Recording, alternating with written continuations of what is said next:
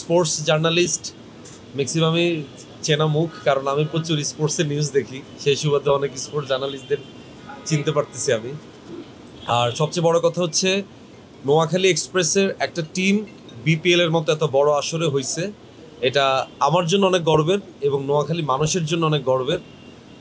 আমি মনে করি এটা অনেক আগেই হওয়া উচিত ছিল, যেহেতু এত বছর পরে হয়েছে, তাও তো হয়েছে, তো এই আনন্দটা অন্যরকম। আশা করি নোয়াখালী এক্সপ্রেসের মাধ্যমে বিপিএল এবার অনেক বিপিএলে নোয়াখালী এক্সপ্রেস ভালো একটা পারফরমেন্স তারা দিবেন এবং আমি সবসময় চাবো যে নোয়াখালী এক্সপ্রেসের সাথে যারা জড়িত আছেন, এই টিমের সাথে কর্তা ব্যক্তিরা যারা আছেন, তাদের মাধ্যমে বলতে চাই যে যেহেতু আমি নোয়াখালীর ছেলে, সো আমি চাবো যে নোয়াখালীর ক্রিকেট অবকাঠামোর জন্য তারা যাতে কাজ করেন।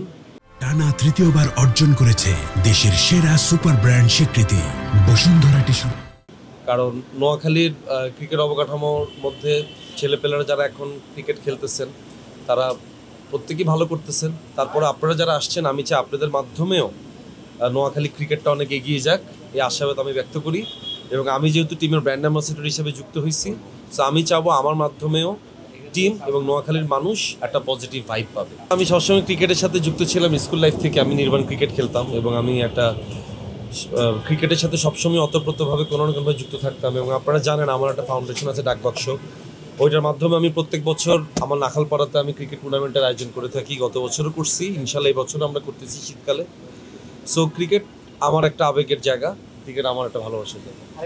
ইস্যু দেখেন, এগুলো আসলে ধরেন ক্রিকেটের সাথে যারা যুক্ত আছেন, বাংলাদেশ ক্রিকেট বোর্ড বিসিবির যারা আছেন, তারাই ব্যাপারগুলোকে মানে দেখবেন, তারা এগুলোকে তদন্ত করবেন।